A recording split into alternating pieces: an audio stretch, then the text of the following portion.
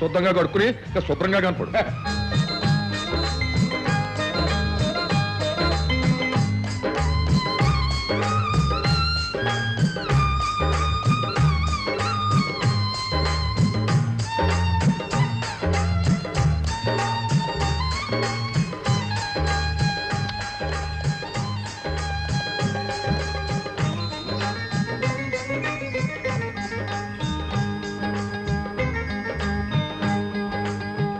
రవిబాబు తమరా ఉండండి, బండి వెనక్కి తీస్తాను. ఆగు వెంకయ్య, మన ఎందుకు వెనక్కెళ్ళాలి?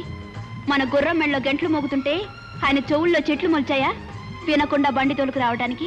ఆవిడ గారి గుర్రం మెళ్ళలో ఒక్క గంట ఉంటే నా జోడెడ్లకి బోలెడనే మొవలు గంటలు ఉన్నాయి. వెంకన్న, మరి ఆవిడ గారి చెవుల్లో బ్రహ్మజవులు మొల్చాయా? బాబు, ఇద్దరు అయినాళ్ళు, మీ ఇద్దరికి ఏంటితా కదా, పోనీ మీరైనా వెనక్కి వెళ్ళండి. రే వెంకన్న, మన ఎద్దులకి వెనకడుగు వేసే అలవాటు లేదు. అమ్మాయి గారు, అవసరమైతే ఈ రోడ్డునైనా కొంటాను గాని నా బండిని మాత్రం వెనక్కి తీను. రోడ్డును కొనగలమేమో కానీ నన్ను నా బండిని మాత్రం కొనలేవు. ఎంత ఉన్నదానివైనా ఆడదానివని వెనకాడవలసిన దానివని గుర్తుంచుకో. నాకే హాయిగా చద్దనం తినొచ్చాను, రోజంతా ఇక్కడే పడుకుంటాను.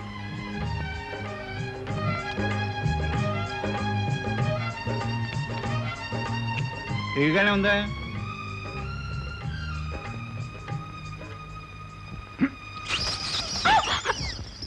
తహసీల్దార్ గారు మొహమాట పడుతున్నట్టున్నారు. వడ్డించమైన లడ్లు. చాలు చాలు చాలు. ఏమిటండి ధర్మారావు గారు, ఏదో కొత్త వాళ్ళని బలవంత పెడుతున్నట్టు పెడుతున్నారు.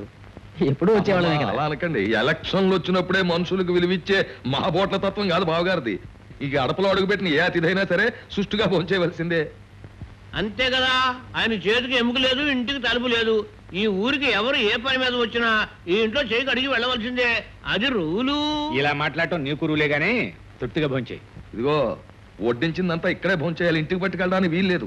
మరి మన సందా కార్యక్రమం భోజనాలు అయ్యాక. బాబు, నువ్వు కూడా వెళ్ళి భోంచే. చెప్తాం.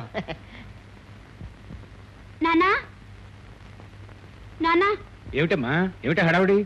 ఓ పొగరుబోతు దారిలో బండాపి నన్ను అల్లరి చేశాడు. అమ్మని అమ్మ, నేనుండగా నా మరదల పిల్ల అవమానించి వాడు బతడమా? వాడెవడో చెప్పు పద్మ, వాడిని నిలువునా సీల్ చేసి మన పెళ్లి భోజనానికి పుల్లలుగా ఉపయోగిస్తాను. ఏమిటి మన పిల్ల? అవును, మన చిన్ననాడే మన పెద్దవాళ్ళు నిర్ణయించిన పెళ్లి. అన్ని అవహరించావు గానీ నువ్వు చేసిచ్చిన పని ఏమిటి, రావటం ఏమిటి? చంద్రం, వస్తున్నా. వాడి అవతారం చూడు. ముందు వాడి ఇక్కడి నుంచి తీసుకెళ్ళు.